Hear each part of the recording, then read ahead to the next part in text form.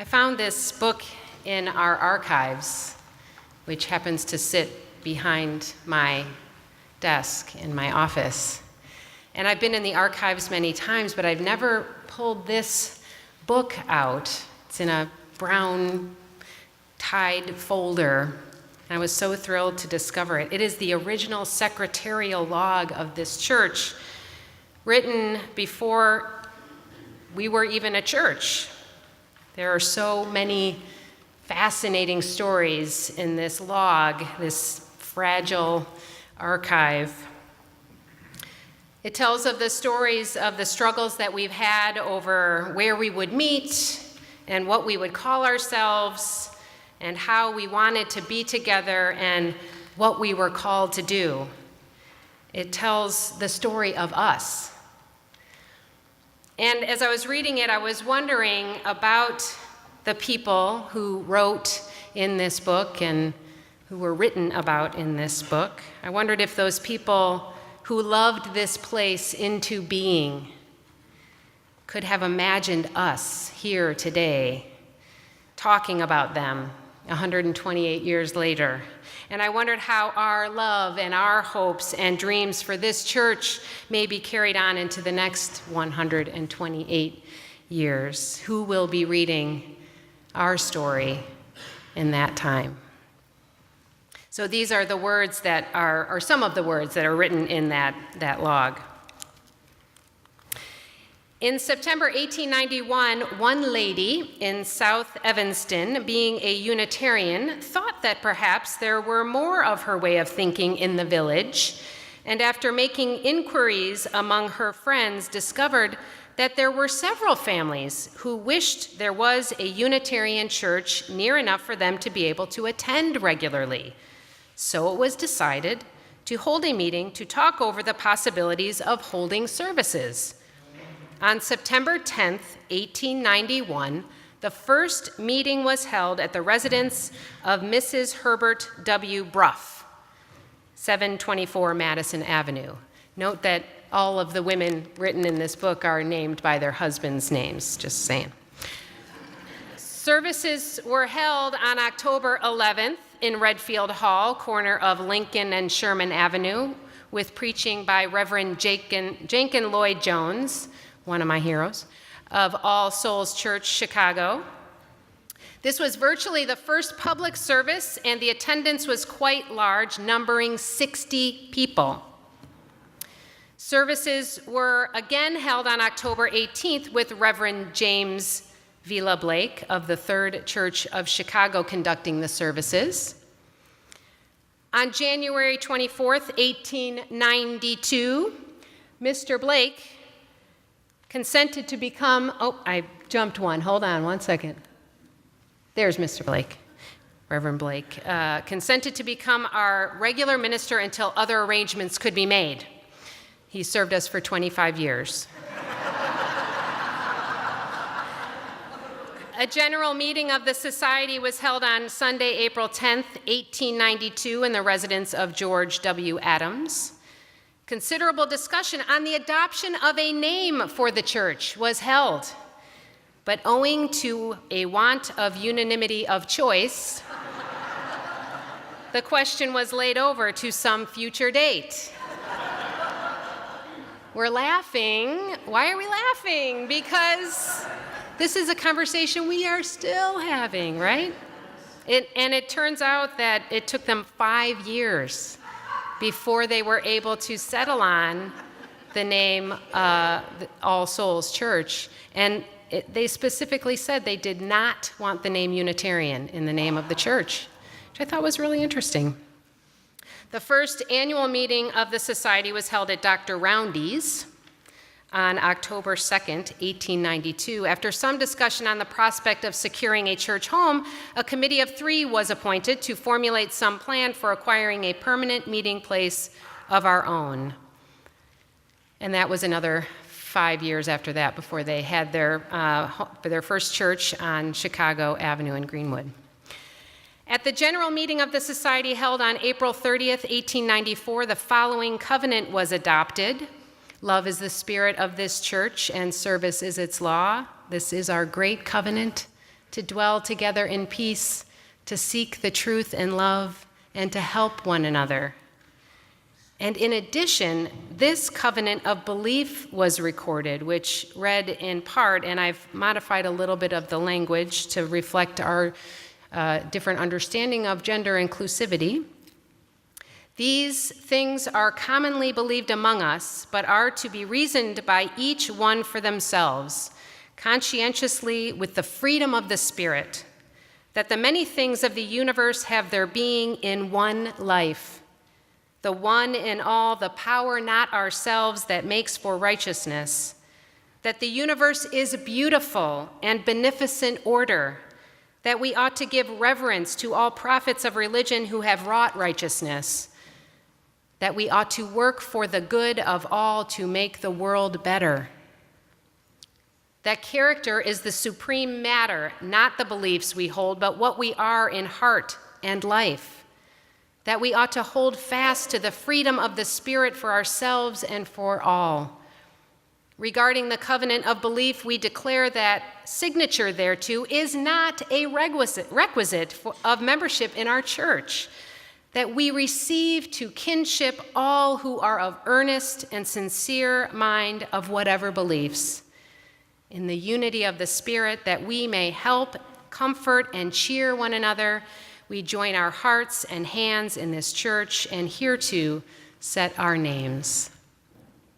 It is striking to me how relevant and how much a part of the spirit of this church these words still are. And I want to encourage you to know and feel that this is your history.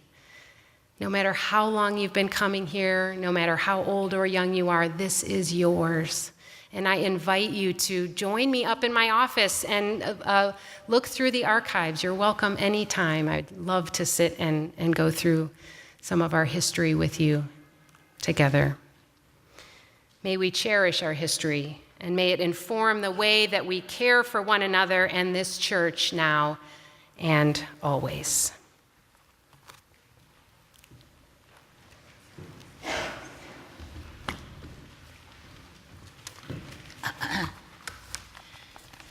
Good morning. Can you hear me? Yes. Okay. I'm Lucia Miller. My husband Harry and I settled in Wilmette in 1955. We shortly found Homer Jack and the Unitarian Church, which was then a modest little chapel. Yes, that's what it looked like, on the corner of Chicago and Greenwood. We were blown away by Dr. Jack's sermons. He's had a magnificent command of the English language. His acquaintance with the likes of Albert Schweitzer and Mahatma Gandhi were very impressive. He had visited both of them. He spoke on Sundays of books he had read and ideas, exciting new ideas that he had.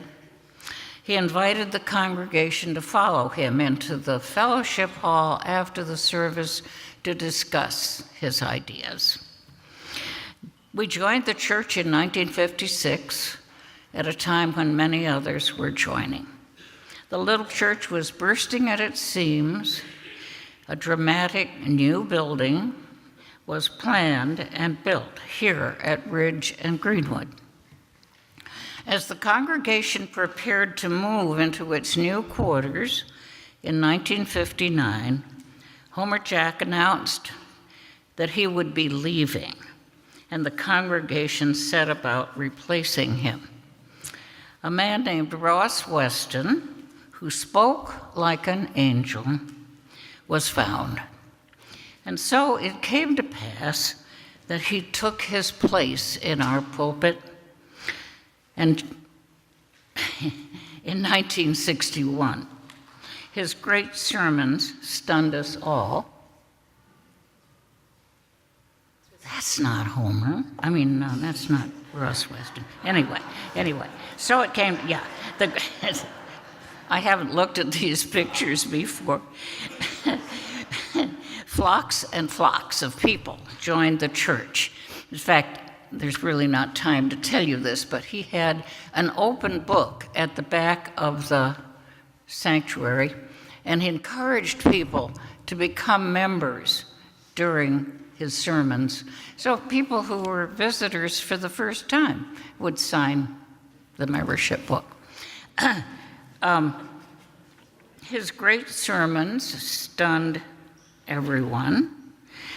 Weston boasted that he was creating the largest congregation in the United States, which I think he was doing. We hit 850 members in the 1960s, early 1960s. But the people who worked most closely with him, the board, members of the committees and the committee chairman who went to social events with him and knew him best, began to grumble very loudly. He drank too much. He made passes at women. Rumors flew and reached us newer members who knew him only by his sermons. We neither knew those leaders well nor saw them or the minister outside the sanctuary. But we assumed they must be rigid, un-Unitarian, possibly jealous of us. Frustrated at not being able to force Weston's dismissal, some 25 leaders of the church picked up, resigned, and headed north to form the Lakeshore Unitarian Fellowship, which still meets in the Winnetka Community House. Back at UCE, we were suddenly left in charge. It wasn't long before we realized, with dismay, that not only was Weston's social behavior unforgivable, but someone reported that a sermon he'd just given was word for word the same sermon they'd heard earlier in another pulpit, another minister. Shortly thereafter, Weston offered a New York Times editorial on Sunday as his own. It was recognized by several members.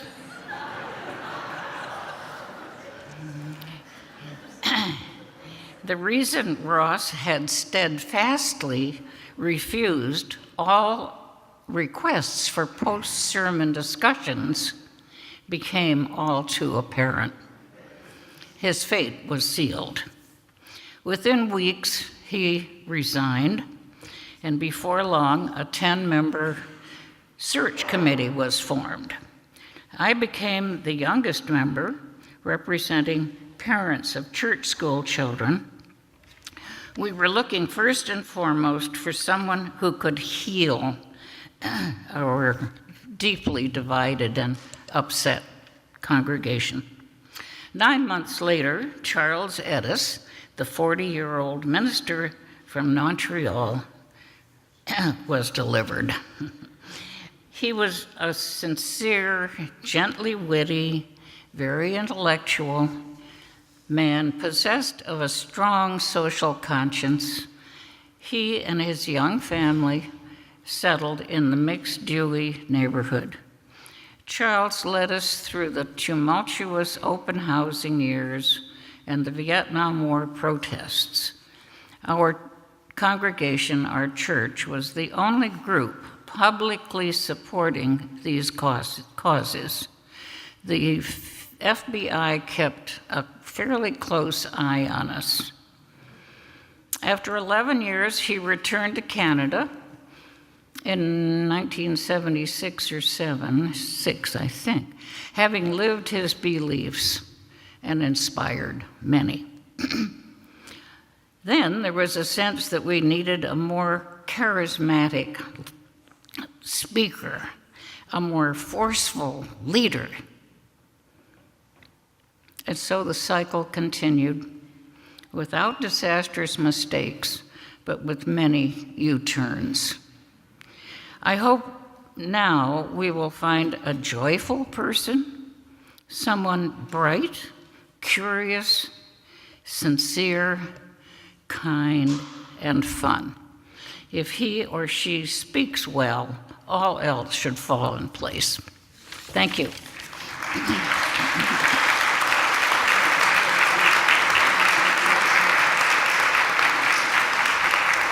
Good morning.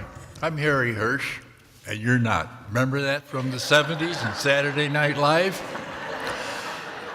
I joined the church in September of 1972, and on that day, Judith Ramey also joined the church. Little did we know at that time that 45 years from then we'd become partners, but time passes.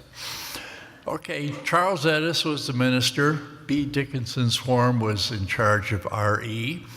We had gone through a series of choir directors after Avon Gillespie had left, but there's a number of people still active in choir or in church.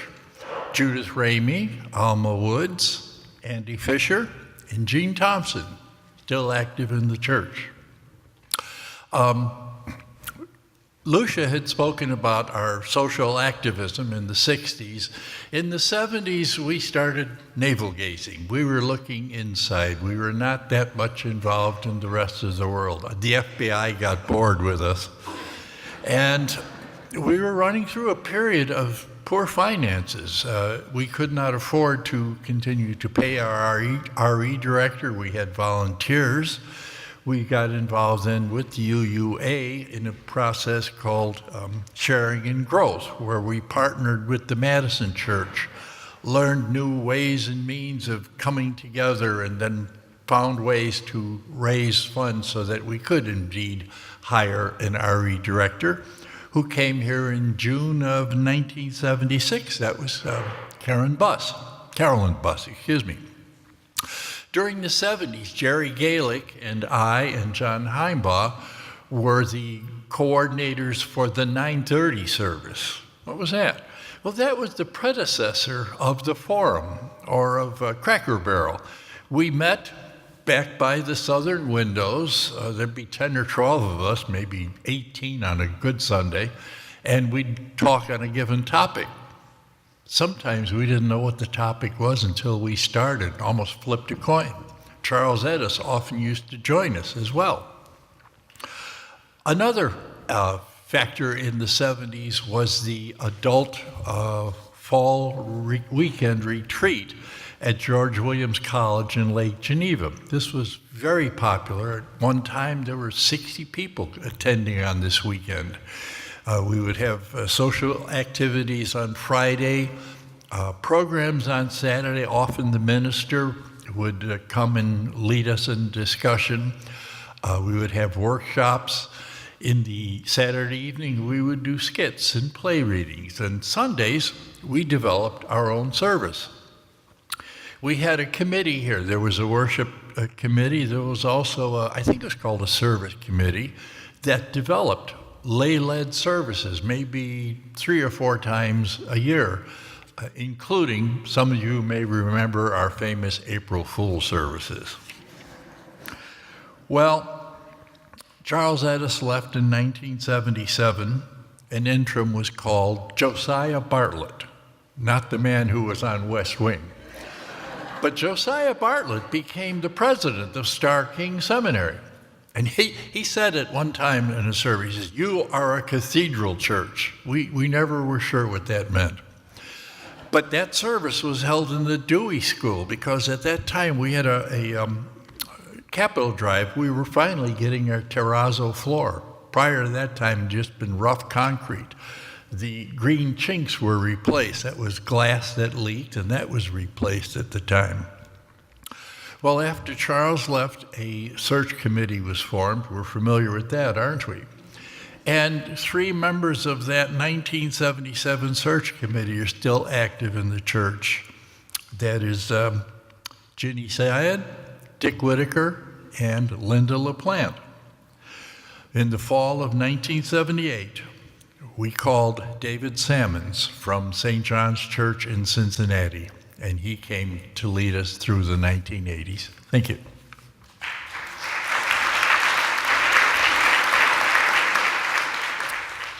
I'm Margaret Shackley, and I would like to tell you what I think is my favorite story about UCE.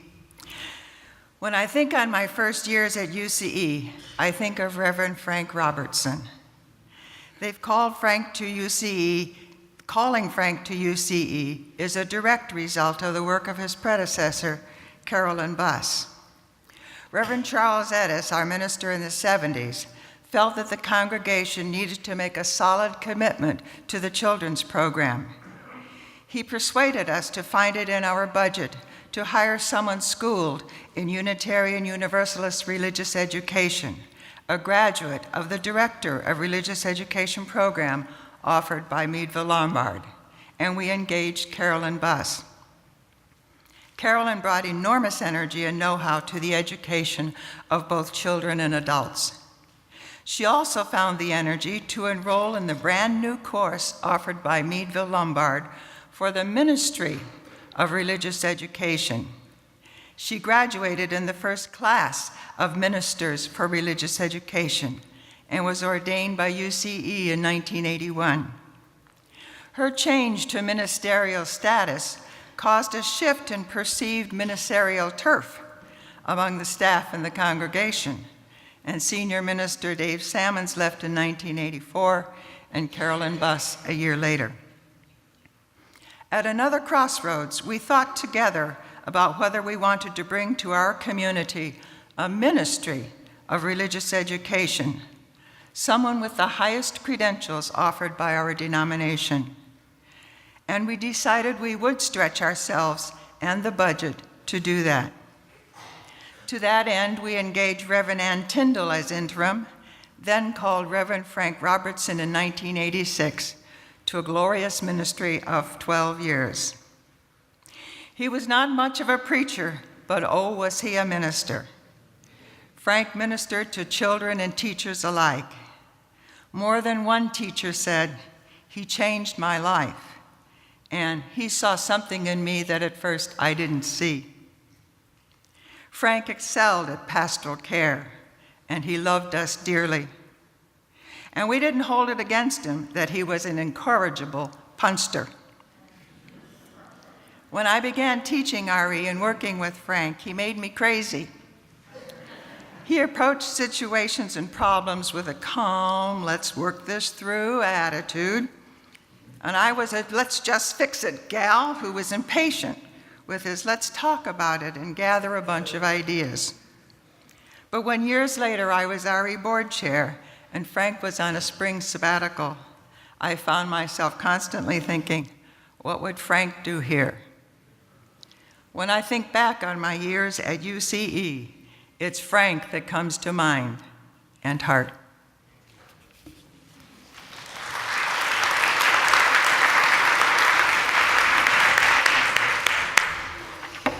Good morning, I'm Kristen Larson. What's my slide? Like many, I attended UCE before joining in 2002. Two names that you've already heard, Barbara Peskin and Ann Tyndall, were being called at the time that my husband and I first started attending. Craig and I were married by a Unitarian Universalist minister here in Evanston at La Margarita Inn in 1995, and we attended here many times. And my earliest memory is meeting in room 3 because during the summer months there was no regular service happening here in the sanctuary. And I remember feeling very disoriented about the lay-led services coming from the Catholic Church. Nonetheless, we were astounded by what we heard in the sermons that were provided by us, the members of the congregation at that time. Again, I was not a member. I joined in 2002, and some of you may recall that I was also lobby staff here from 1999, or in 99 and 2000 while I was in graduate school. And I am grateful if you remember that I was lobby staff because I don't remember much from the early years. And so when Reverend Greg reached out and asked me to speak to the 2000s, I replied and said, my early memories of the church are not very fond, in fact. They're very different than what I feel today from this welcoming congregation and the rich connections that I feel that I share with many of you. For example, I believe it may have been before I was a member or very early on. After having become a member, I invited a girlfriend to join me for the UCE Fall Retreat in Lake Geneva. And my gal pal and I went the whole weekend without ever meeting a UCEer. And it was on Sunday afternoon late when someone discovered that we were part of the group and said, "Oh my goodness, I don't know how you fell through the cracks." And nonetheless, I kept coming back. So in 2002, which you recall followed September 11th, 2001, I lost my job, and it happened to coincide with Craig and I buying our first home. And I remember the Sunday services providing a safe space for me to reflect and have perspective on what was a very difficult time for many of us, and particularly for Craig and myself, with so much uncertainty. And in those early years, Craig often joined me, as he has today, but many times I was alone, and some of you have heard me say this before, I think actually even from the pulpit, that due to Craig's work schedule, I would attend church alone after having become a member. And I recall one Sunday sitting right over in that area and feeling so alone. And I thought, this is crazy. I am in this beautiful space. I am in a church surrounded by people, and this feeling is a little bit ridiculous. And so I knew instinctively it wasn't UCE's fault. It actually was my fault. And back in the day before the Wide World Web, and we got our newsletter in our email, there was a printed newsletter, and I kept a copy around, and in there was published what we find mostly in our order of service. And I started perusing that for opportunities to get engaged. And some of the things that pinged with me, though that's not a word I would have used at the time, is the membership committee and covenant group. So I joined the membership committee, and I remember finding Linda LaPlante in the membership committee, and Eileen was deeply involved in leading the membership committee at that time, and I dropped into the Harriet covenant group, Linda Harriet. And the membership committee then gave me the opportunity, and continues to do so. I sort of carry this in spirit, though I don't serve on the membership committee. Gave me an opportunity to meet folks who are just like me, were just like me, and to understand what connected them to the UU faith and how to connect them to the UCE congregation and our membership. And my covenant group, perhaps the most profound experience, enabled me to be deeply known by others. I spent a little bit of time thinking about myself in those early years, sitting alone, and I thought if I could speak to the Kristen then, this is what I would say to her. Yes, this is the place where you will learn what it means to be vulnerable. Yes, this is the place where your deepest values will be revealed to you. Yes, this is the place where you will discover that it's your choice and your responsibility to manifest your own sense of connection. Yes, this is the place where you will never sit alone. Thank you.